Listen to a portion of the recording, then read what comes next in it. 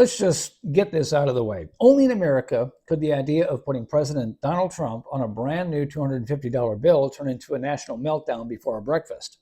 The man could cure cancer and someone would still find a way to be offended. That's just the ecosystem we live in now. And before anyone jumps in with, well, of course Springboard loves this idea. He's one of those mega guys. Slow down. If you followed me for more than 5 minutes, you know I don't operate on autopilot for anybody. So let me say this clearly. I think the idea is dumb. Not catastrophic, not democracy ending, just dumb. Here's why. First, yes, there is a long-standing rule that we don't put living people on U.S. currency. It's not random, it's not petty, it's not because the haters hate Trump. It's because in 1866, after Spencer Clark, then superintendent of the National Currency Bureau, slapped his own face on a 5-cent note, Congress basically said absolutely not.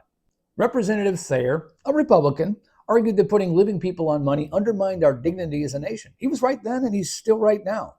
And look, to be fair, Trump isn't against the idea. Of course he isn't. The man likes to put his mark on things, and there's nothing wrong with that. Plenty of wealthy, influential people do the same.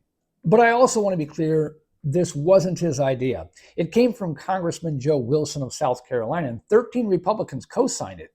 And honestly, they shouldn't have. Not because it's evil, not because it's dangerous, because it's unnecessary, unserious, and let's be real, politically tone deaf in a moment when the country is already stretched thin. Should Trump oppose it? Yeah, I think he should. Not because he's bad or unworthy, but because it hands ammunition to people who already want to believe the worst about him. Why give them the free talking points? Why add fuel to a fire that's already burning hot?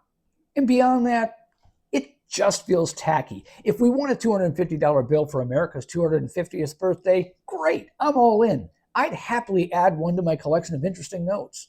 But do we even need a person on it at all? Why not just put the signers of the Declaration of Independence on it? Why not choose something that honors the country, not a single individual?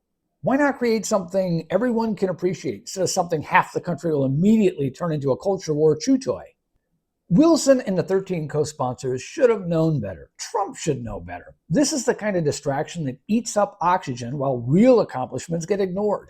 And look, I don't care if the law changes. The sky won't fall. Democracy won't collapse. Most Americans will never even see a $250 bill. It'll be a novelty, a collector's item, a conversation piece. But moments like this, big anniversaries, national milestones, deserve something that actually reflects the weight of our history, something that honors the country, not the chaos. We have a chance to create a piece of currency that celebrates 250 years of America. We don't need to turn it into another political food fight. We don't need another distraction. We don't need another headline that misses the point. We need something that reminds us who we are, not who we argue about. Honor the country, make the bill, make it beautiful, make it historic, and leave the culture war out of it.